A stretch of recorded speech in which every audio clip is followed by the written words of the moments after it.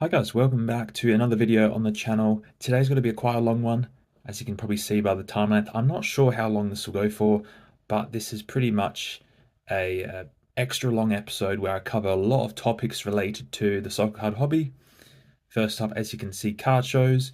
We'll discuss breaking, rookies, uh, yeah, just a host of different topics to discuss in this episode, and I'd love to hear your thoughts in the comments below, what you think about what I've got to say today. So yeah, hope you enjoy, and let's get straight into card shows. So I had a pretty recent experience at a card show. As you can see, I have at a table, and this was at the SA Card Collectors Show, and yeah, in South Australia, of course, halfway around the world, compared to the UK and the US. So certainly not as a bigger scale, but I was really pleased that I ended up having a table because there was really strong interest in regards to soccer cards, which, understandably not as much as other sports or other types of cards, but as you can see, it was really jam packed, and I had a lot of people come to my table and made a decent amount of sales considering that soccer is very much a niche market, and not only soccer is niche, but the element of pre-modern and vintage cards. Mainly pre-modern. My table was predominantly pre-modern based, but there was great interest for that. A lot of people sort of having that nostalgia fix. They're looking at legends from the past, and yeah, that's why I think as far as the pre-modern market in particular goes, I feel like it's quite strong in the long term. I think people like to reminisce on the past, and I think certainly um, diving into more pre-modern cards as opposed to the more modern cards where they're releasing legend type cards, I think is certainly a great opportunity. I love pre-modern sets. I think they're very simple in that there's no numbered cards, there's no real autographs as such, just cool, for the most part, cheap cards to pick up of some of your favorite players from the past. So there was a great interest in that. And another factor that I took away from the show was that there are so many collectors, potential collectors, and football fans out there that are not on social media. So it's very difficult to gauge exactly how many people are really interested in the soccer card hobby. But yeah, plenty of deals made. This was in South Australia. I'd done a lot of sales in the past, a lot of which go interstate, so in other states in Australia. So don't really sell too much within my state, but I mean, lots of interest in the hobby and in soccer cards specifically. So really pleasing stuff. And another factor that I think was really successful was people like to rip packs, and I managed to pick up quite a few sealed product for the show and to sell on, and a couple card sets, Calcio 98, Topps Premier Gold 2001. They were, I think the Calcio 98 sold out, so all 30 packets. The Premier Gold 2001, I think I sold the majority of those. Also had some sticker packs, and they did quite well as well. So these, we're talking $2 to $6 a pack. Really, really good prices and potential legend cards to be hit. So yeah, certainly a vast difference to what we see with modern product, how it's really quite expensive with chasing numbered stuff, and the boxes are priced into that because there's that odd chance you could get a really nice low numbered card. Even blasters are looking at $70-$80 each, and for the most part you're not getting your money's worth. So this is a great alternative, great cheap packs to have fun. Everyone likes to open a pack, and retro products certainly allow that to happen. And another sort of factor that I noticed was to be open to trading and buying. I say this because I did some nice trades with some younger collectors, but also there was guys coming up to me wanting to sell some cards, and I'm certainly glad that I was willing to look at their cards, as most people would. But for me in particular, I'm more of a collector as such. I'm not really a dealer, and if my sort of interest in what I want to have in my collection, I think there's a 99.9% chance someone doesn't have it. But someone did come up to me and offered a Pele World Cup Prism 2014 card. This was a purple parallel out of 99. I mean, I was pretty shocked to see this. Nice. I mean, one of the best sets in you could argue ever, really. World Cup 2014 Prism. Pele's in it, obviously post playing days, but still, he's a legend of the game. Numbered card as well. He didn't actually say what he wanted for it. I didn't look at comps. I don't really like looking at comps when I'm at card shows, and just basically said, "How about $40?" He accepted it. I looked at comps later, and it turned out that that card was worth over 100 at least. So I did really well in that regard. So certainly being open to doing trades and buying can get you some good bargains. Some of my hot takes. Actually, no. Before I dive into the hot takes, I think it was another thing that was really pleasing with this show was the fact that there was so many kids. I mean, you can see a young lad there with an England shirt, I think, but so many kids coming up to the table, looking to trade, looking to buy. These are the new generation of collectors, and if we can keep them collecting for the long term, it's going to be brilliant. So I was really pleased to see so many young lads and girls and getting involved. So really, really good stuff. Some of my hot takes regarding the show and card shows in general is that I really don't like seeing PC cards and showcases. Everything I had on my table was for sale, and everything, there was a price on it. Whereas, when I see, people having tables at shows, I suppose it's alright not to have a price on a card, but I mean, you see it a lot where people are just basically showing off their collection as opposed to selling. It's something that I don't particularly like. I'm not sure about you, but yeah, PC cards in the showcase. I mean, it kind of indicates that whoever's got the table is, willing to sell at the right price, which is something that doesn't really compute with me. Cards that are in my collection are staying in the collection no matter what. So yeah, that's just a bit of a hot take of mine. Don't like to see PC cards in showcases. And another, probably even extremer hot take, is that I don't really like to see kids being given too many free cards at these card shows. This may sound harsh, and it is to an extent, but I was collecting as a kid. I didn't get free cards. I think kids will appreciate their collections way more if they're negotiating, doing deals, doing trades with people, and spending some of their hard-earned pocket money on some cool cards. I think if you're getting all this stuff for free, you're not going to appreciate it in the long term. And I did some great deals with kids, gave them really good deals on stuff, but there was negotiation there, and there was trades done. So I think there's definitely a better way of approaching dealing with kids at shows. I mean, there was a lad that came up and he was doing a trade up challenge. That's something I really don't like, but I sort of entertained it and did a small trade with him. But I think it's important for kids to don't get everything for free, and to certainly build on collections as opposed to just making money like trade up challenges do. Which so yeah, great show, great turnout, and let's move on to the next topic, which is breaking. Breaking, there's good and the bad regarding breaking. As you can see in the good column, it's entertaining. It's really, really fun to join. There's really high professional breakers out there that have got good production values when it comes to their streams, and it's entertaining stuff. And but the bad and the flip side of things is that 80% of the time you don't get your value for money back. It's a harsh reality of it, but yeah, 80% is a really good percentage, I think, that replicates what we see with breaks.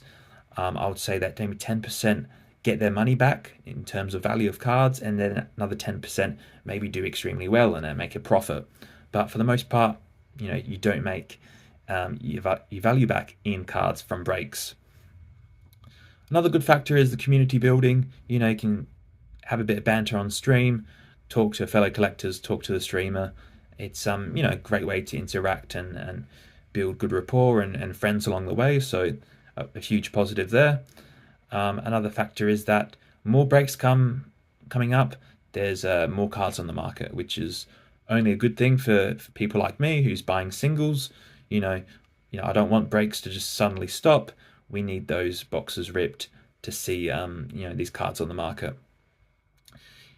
If we go over to the bad column, we see that break hits don't really tend to make good collections. So often I see, PYTs, for example, you may think that, it's tailored towards your collection, it's a specific team. But a lot of the time, random parallels from a team that you follow. I mean, if you're chasing every single parallel from every single player of your team, great, but that's pretty difficult to do, certainly in today's sets that are produced. So many cards, so many players, and so many parallels. So a lot of the time, break hits are typically sold. Um, and yeah, I'm sure there's the odd chance that you get something for your PC, but is it specific enough to really add quality to your collection as opposed to buying singles and you can get exactly what you want? Another bad factor, which I'm sure is different across the board, but breakers do tend to have an agenda, and it's all about pumping product. And even if it's poor, I mean, we've seen that recently with the Euro collections from Topps Euro 2024 collections. I mean, they were a disaster, really. Finest. We're soon to see Chrome, which, I mean, I can't believe they're actually still got to be putting that out, considering it's months since the tournament's finished. But poor licensing, just bad products in general. And, breakers will do everything they can to promote the product and make it sound as good as it can be, when in reality it's not very good at all. So be aware of breakers when it comes to influencing you in deciding whether to join a break. They can be pumping it, and for the obvious reason is to make you join and to get that money off you. So obviously there's good factors regarding breaking. You can get life-changing hits, big time cards, and that could potentially worth thousands of dollars. So a great positive, 100%. But with this comes the gambling element, and if you're spending more on breaks than singles, I think you're more of a gambler than collector. That's my take. I think you can build great collections buying singles, and I see so many people, and we'll get into it, an example a bit later on, where people, it's just pure gambling. They're just looking for great hits to move on and to sell. But yeah, definitely if you're spending more on breaks than singles, I would question whether or not you're in the hobby for the right reasons. Another great factor, and we've seen this certainly recently in the last few years, is that there are a lot of professionally run and consistent breakers. Obviously consistent because there's lots more product now, but professionally run, I mean, great production values, great service, and it's great to see. Even in Australia here, we've got a few top quality breakers who do a really professional job. Obviously, it's a flip side to what we've seen maybe prior to the boom, in which there was very few breakers, but a lot of them were actually in it for more of a collecting purpose. So that this is touches on the bad point of breakers nowadays. It's all profit margins, how much profit you can make per break.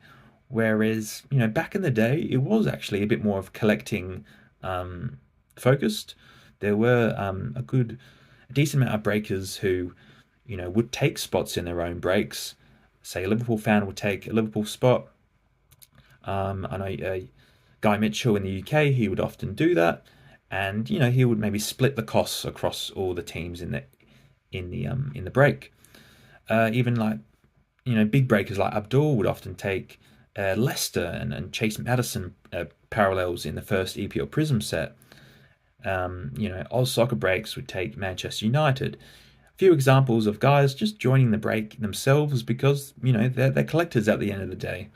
So we've sort of missed that. I feel like breakers are really all in it for profit margins, and they make a very, very good earning from that, and have that as a job, which is great for them.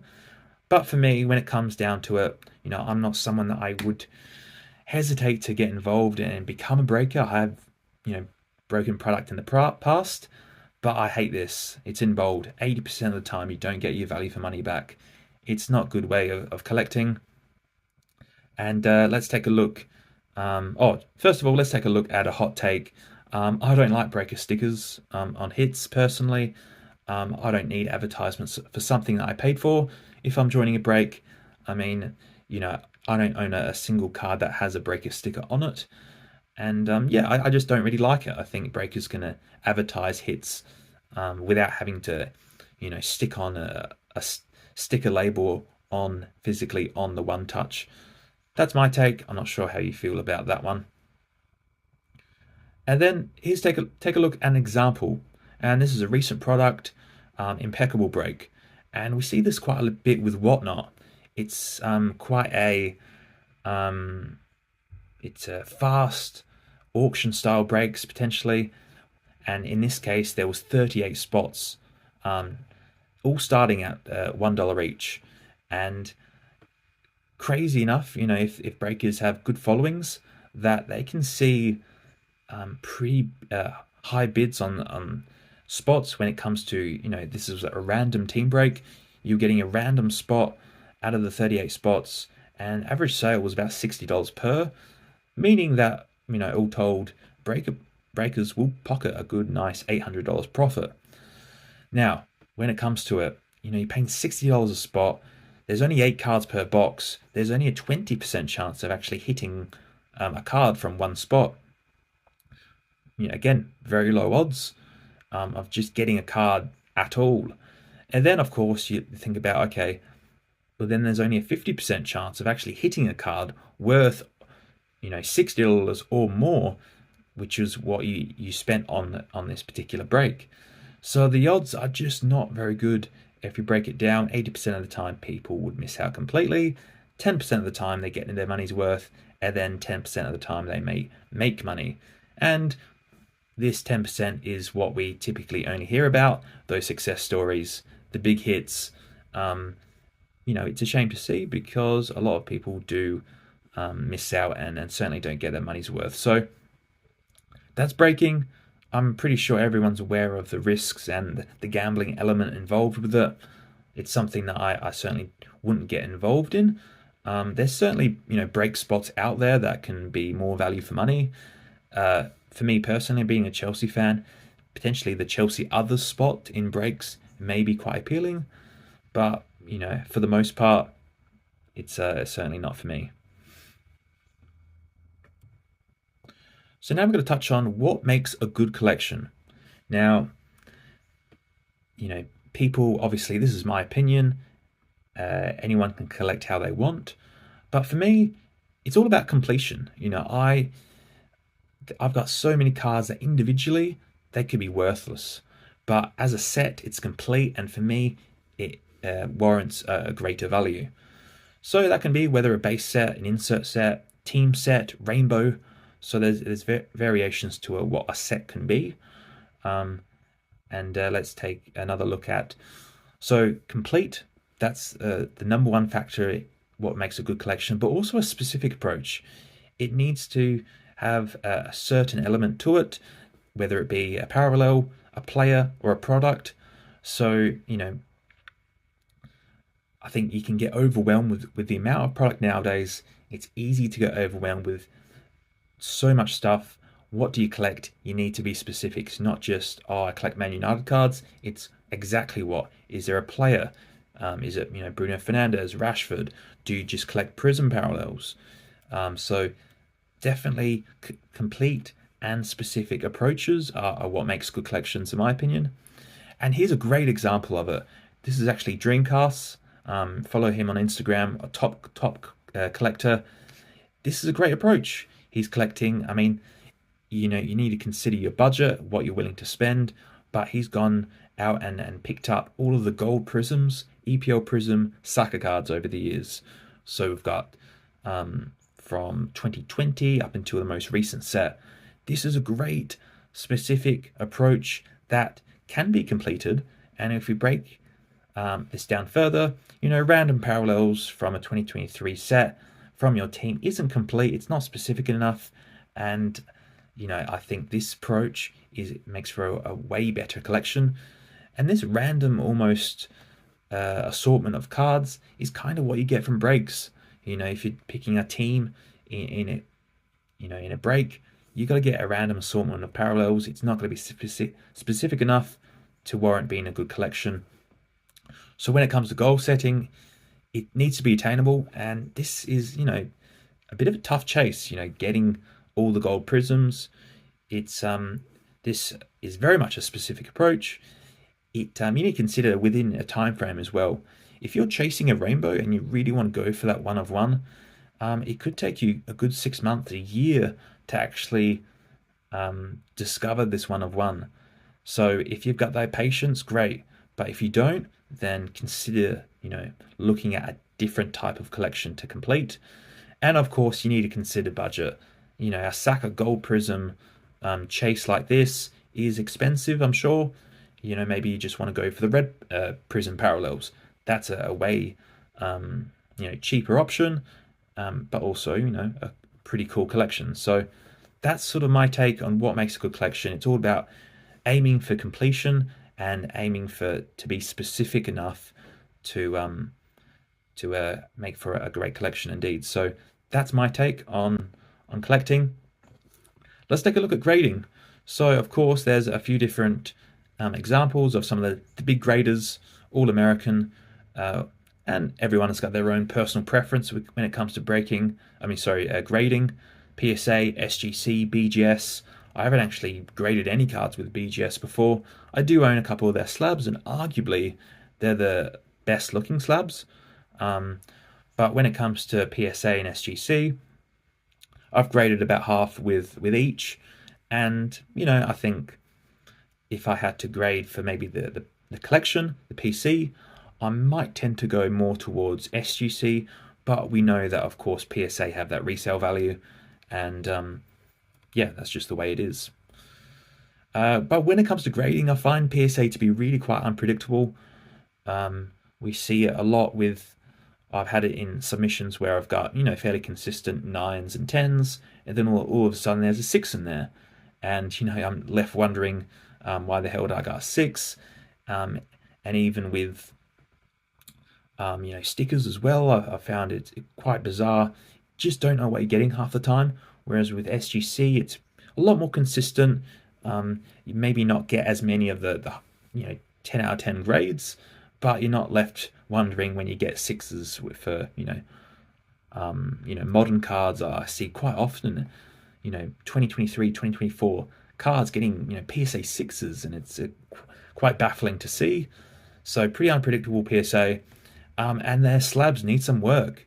I mean, I've experienced some really annoying features in the past with PSA, in that I've graded stickers, small stickers, smaller than the standard card size, and they're putting them in, or they have put them in surfboard size slabs, obviously just slightly larger than normal slabs.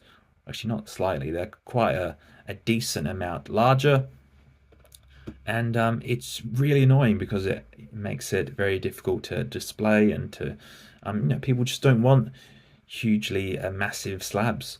So we've seen that. We've also seen cards within slabs moving around, not being secure, not being safe, and affecting their condition. So it's certainly a huge factor in my opinion, and I feel that SGC are much more better in customizing their slab to fit the card or sticker nicely. So again, another fault of PSA that doesn't really affect their overall value of their slabs, unfortunately, but it is what it is.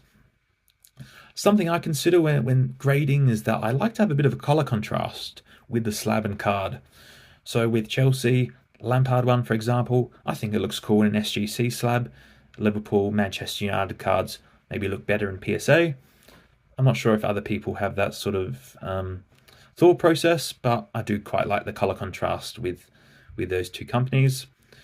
And I do prefer actually grading stickers and cards that I know will get low grades with PSA. And I say because of its smaller number, which is kind of true. If I know something's got a grade quite poorly, the smaller number isn't as dissatisfying to see compared to the SGC. And another really big factor when it comes to grading is you don't have to grade everything. We see this a lot. People pretty much grade the whole collection. Just think of all of the cards that you could pick up for those grading fees. It's I've graded quite a lot, probably over, I would say easily over 100 cards or stickers over the few years.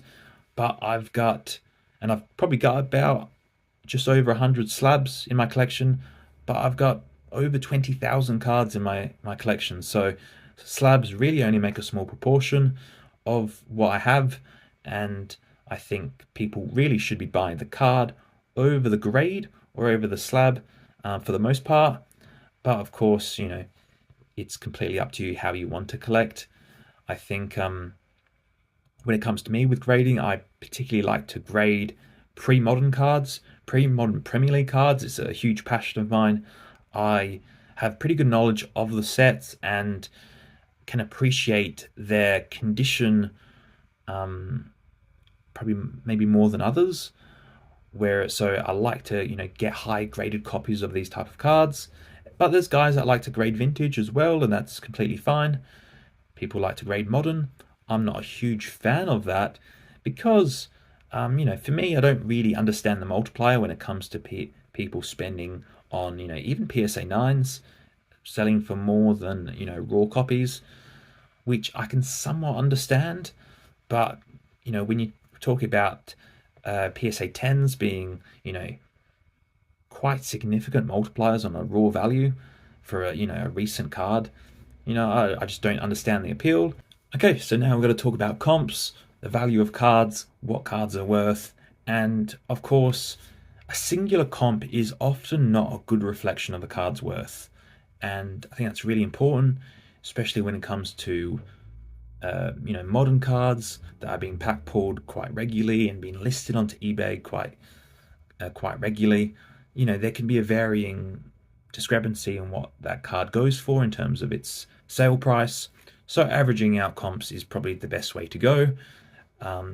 Averaging sale price over a number of sales, but also certainly when it comes to pre-modern or vintage cards, you do need to consider that availability on the market. How many are there on the market, and their location as well. So important factors to at hand. I'm from Australia, so when it comes to maybe rarer pre-modern cards, you do need to consider postage costs because the only alternative option is getting it from overseas and paying that postage.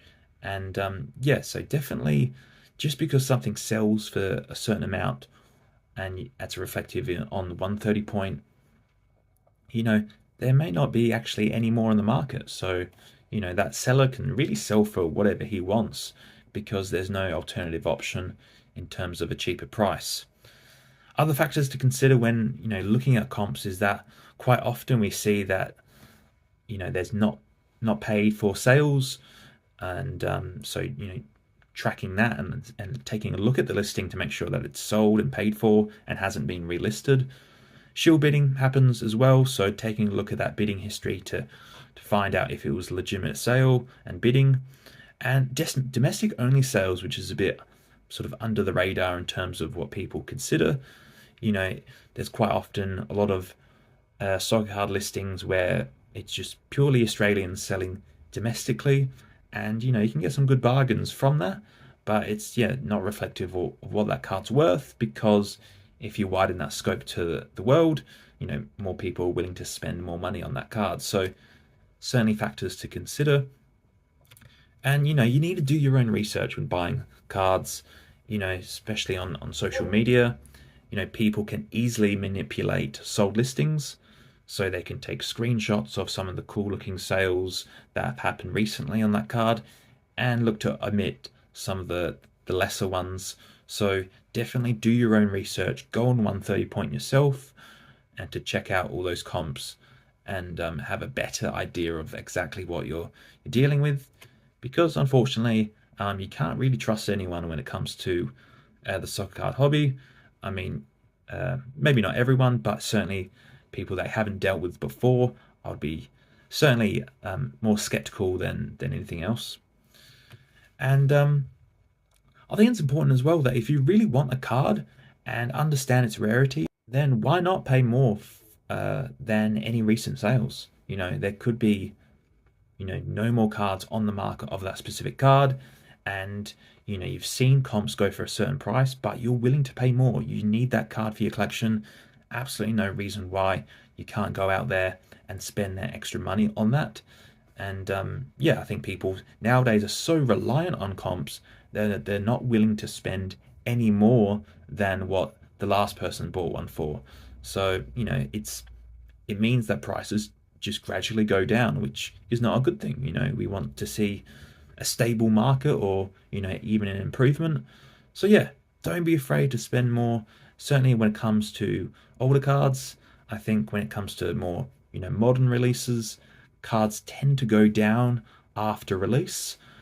And but as far as pre-modern vintage goes, don't be afraid to spend that bit more if it's something that you really want and it's hard to come by. Another topic to discuss is influencers. So, I'm one of them, and I try to avoid any sort of investment advice on the channel. Of course, I probably have, talked about what cards are worth and if they're good purchases. But for the most part, I do focus on education, educating on sets, cards I picked up, why I like them, that sort of thing. And it's important to consider that. And an example is I prioritize playing days over legend flashback cards. But at the end of the day, collect what you like, what you prefer, and you do need to watch out for influencers in terms of their pumps and eventual dumps when it comes to pumping up a product. And you do need to critique their fundamentals. Are they pumping up a product for the right reasons?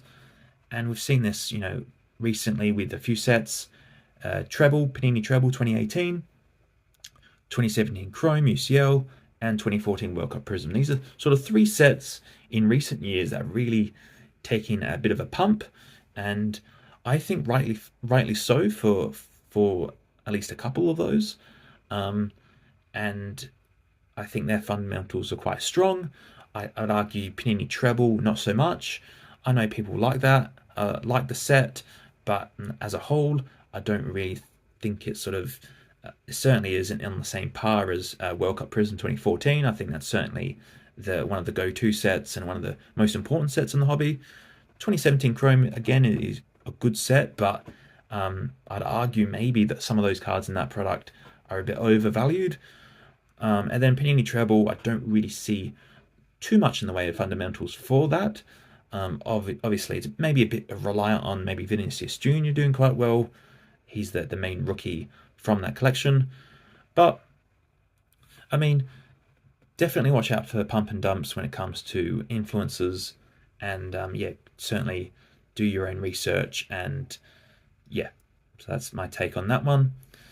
Another topic is if you're priced out of the hobby, and I see this quite a bit, certain cards going for too much, and you feel as though you can't, you're being priced out of the hobby and you can't get what you're after. But there are so many great unappreciated alternatives out there, and don't follow the crowd. Don't follow those pumps of Panini Treble or World Cup Prism 2014 when you can go for something within your budget. And you can go for low-graded copies or raw copies, for example. Maybe even just chase, higher printed parallels that are more affordable. So there's definitely options at play. And here's an example of that. We've got 2017 Topps Chrome. Of course, in the middle here, we can see that gold out of 50 selling for $22,000 last year. In a BGS 10, of course, a higher grade than the other two we're seeing, but crazy money for this Mbappe. And that card in particular is obviously being pumped up, and that set in general being pumped up quite a bit. But we can see that, fairly recently, the insert from that set, so same rarity, both out of 50 golds, but the insert, so yeah, okay, maybe not as appealing as the base copy, but I mean, for an absolute fraction of the price, you can pick up something that's equally as rare, from exactly the same year, still, rookie material for Mbappe, but at a great price. So great alternative, as is this museum Again, same year, 2017, out of 50 in a strong grade. Yeah, it's not a 10, but an equal rarity card, cool looking card, certainly, and again, a fraction of the price. So there's definitely alternatives out there, and certainly don't follow the crowd when it comes to these sort of things. Definitely think outside the box. And another topic to discuss is knowledge is power. And certainly when it comes to collecting and investing in vintage and pre-modern, because it can be difficult. We know that sets since 2014 are easy to understand in terms of their rarity. We know, numbered cards, case hits. It's easy to sort of know how rare cards are based on, these two factors. Prior to that, there wasn't any numbered cards, really, for the most part. Yeah, there were certainly sets that did have numbered stuff, but just because something isn't numbered doesn't make it common. I think that's the most important factor that people certainly new to this space, just think about. It's a base card, there's plenty of them, it's not worth anything. But there's definitely cards out there that have got lower print runs, sets of the years, different print runs, accessibility, and true rarity, condition rarity. These factors at play can really have a great influence as to cards being worth a lot more because that aren't numbered because of these factors. So it's important to do this research, to research and make informed decisions on buying particularly more valuable cards. I'm sure there's cards that are cheap and you don't have to do too much research on, you just like the look of them. But when it comes to making big time purchases, you want to check comps, you want to look at availability on the market, understanding if there's any sealed product, maybe that can influence maybe pop reports in the future. Look at websites. I mean, football cardophilic info exchange is a really good one. Last Sticker is one that I use a lot to look at the real catalog of all the cards and stickers a player has. YouTube videos, there's influencers out there that do a great job in education. So there's certainly lots of resources when it comes to learning and gaining knowledge in this space. But yeah, definitely some things to consider there. And all this research kind of goes in hand with understanding cards and understanding what a rookie card is for a certain player. From prior to say 2016, there was no RC logos on cards, so you do have to do your research when it comes to these sort of things. People, eBay listings can inaccurately describe a card as being a rookie when it's not, so definitely do your due diligence and certainly research. Retro product, something I quite like. It's cool to see, people ripping packs, and they make for great personal rips. But I think it's important to consider checklist size and the likelihood of hits when it comes to retro product. We see a lot of retro product recently, particularly coming out of Thailand, or even just Asia in general. But I'm sure around the world there's cool options to be had when it comes to older product. But it's not all worth it. That's the most important thing. And here's an example here of European football stars 98 and then Euro 2008. Now, from like a fundamentals point of view, you can argue World Cup Euro sets are great sets to collect. But ultimately, when it comes down to it, if you're opening, say, either of these products, the most value for money is 100% the European football stars. It's a smaller checklist. There's a lot more legends to be collected and pulled from this product, as opposed to Euro 2008, where you're talking maybe only a few, big time names that sell for a bit. But ultimately, I mean, Euro collections, World Cup collections, they're quite heavily printed. I mean, they're heavily collected over the years, so they're not rare stickers or cards by any means.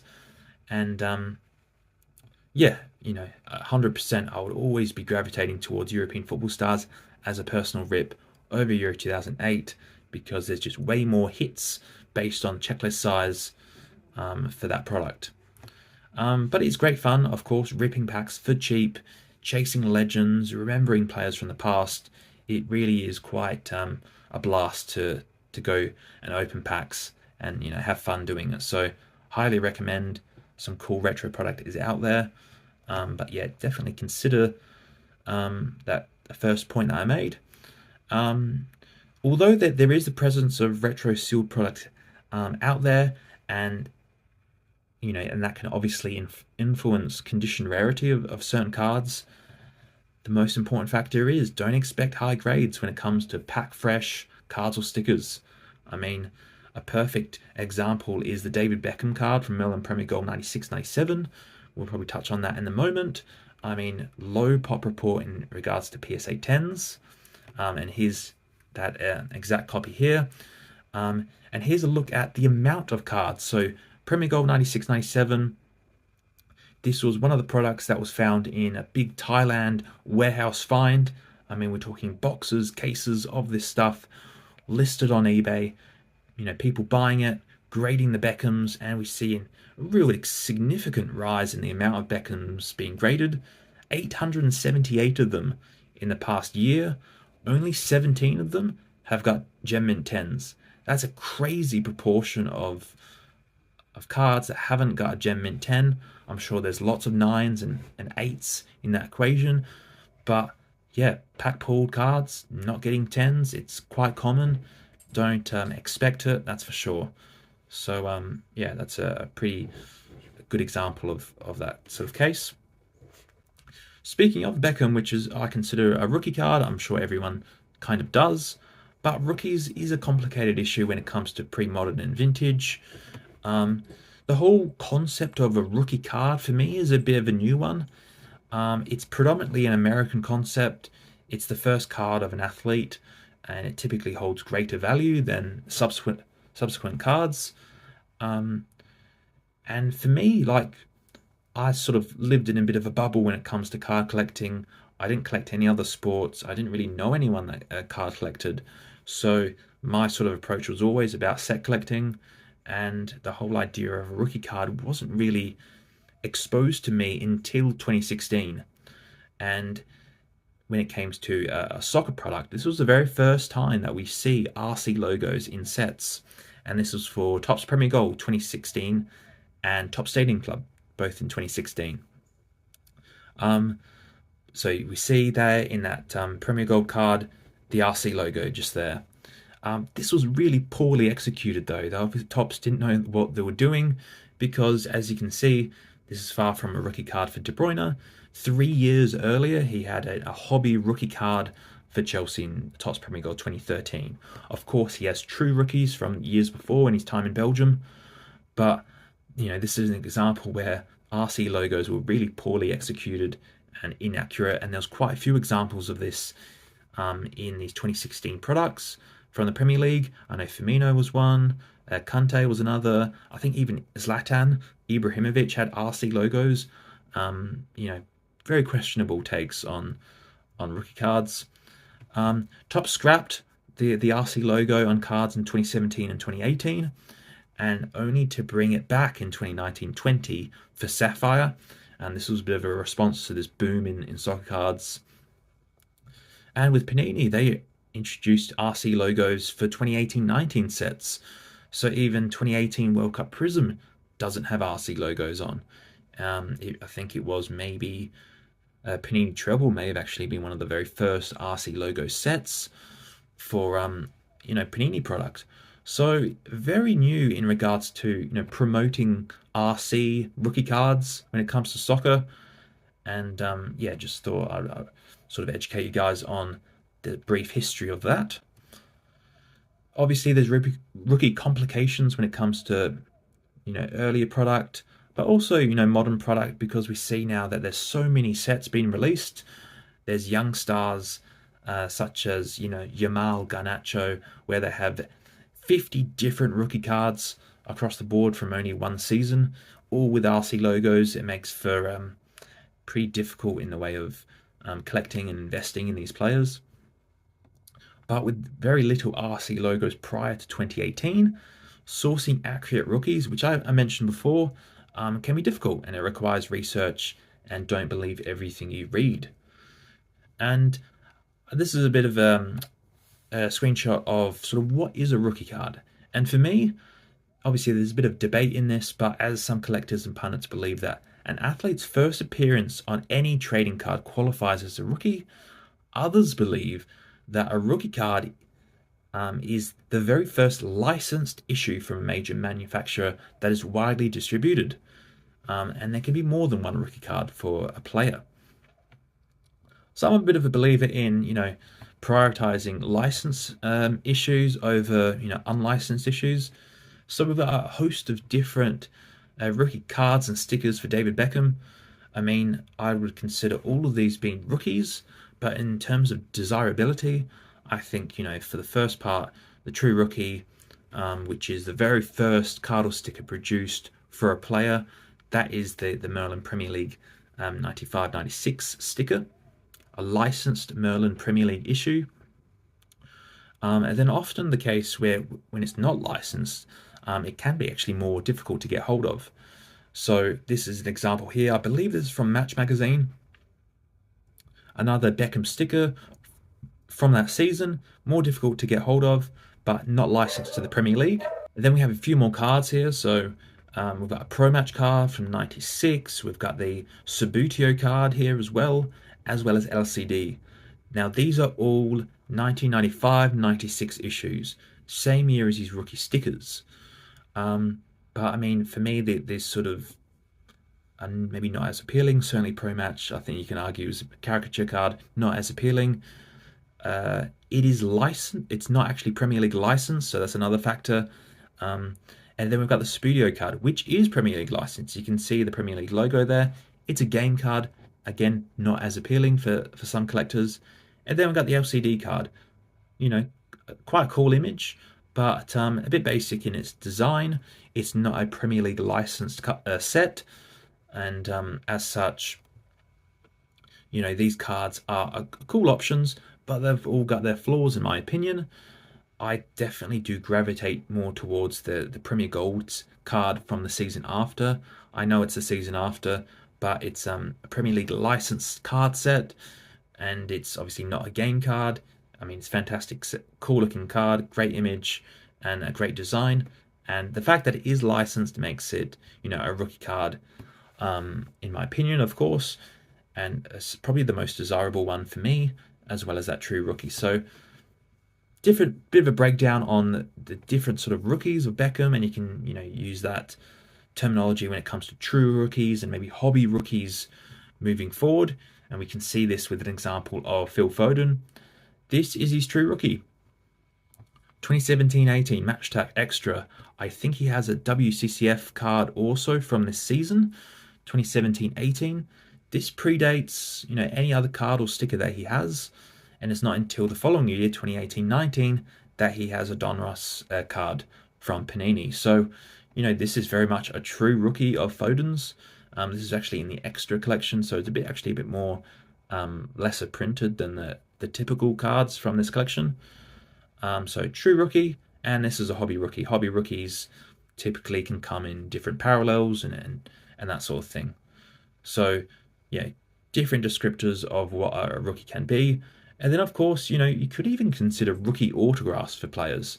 I'd very much regard a Gerrard Topps Premier Gold 2013 autograph, a rookie auto, to be way more appealing and desirable than any sort of recent autograph that's come out of his. So yeah, rookie auto can be a terminology used as well. And I think this may be my final point, but we've got playing days, flashback, legend cards. I've touched on this quite a lot on my channel when I'm breaking down collections and discussing a player's catalogue of cards.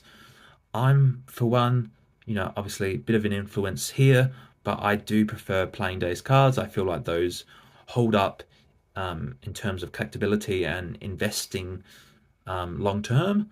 I think Messi, for an example, he's got plenty of playing days cards to chase and collect. You don't need to be getting flashback cards like we're seeing here. Again, exactly the same kit, but this is very much a playing days card from 2018-19 Topps Chrome, and then we're seeing an insert flashback card from this most recent Topps Chrome set. I term it a flashback because he's actually still playing at the moment, and he's playing for in the MLS. So I've got nothing against this Inter Miami card at all. You know, if you're a Messi collector, I'd certainly get hold of one of those. But eventually, as you can see, Messi's crying. He will retire. But that won't be the end of Messi cards and Ronaldo cards and legend cards in general. There'll be plenty more of them, and there'll be a lot of them. I mean, they sell product. You know, people like these players. So I would be skeptical of buying these cards. I would always prioritize playing days over anything, you know, post playing days. Just my opinion. Of course, I collect a lot of Lampard Legend post playing days cards, but that's only because I've got all of his playing day stuff. So definitely prioritize this, in my opinion. And these cards are a bit more luxury items. But again, my opinion. So that does it, I think. Yeah. So I hope you have enjoyed this video. Quite a long one, but hopefully you got some takeaways from it. So let me know your thoughts in the comments below. Be sure to leave a like, and I will see you for the next one.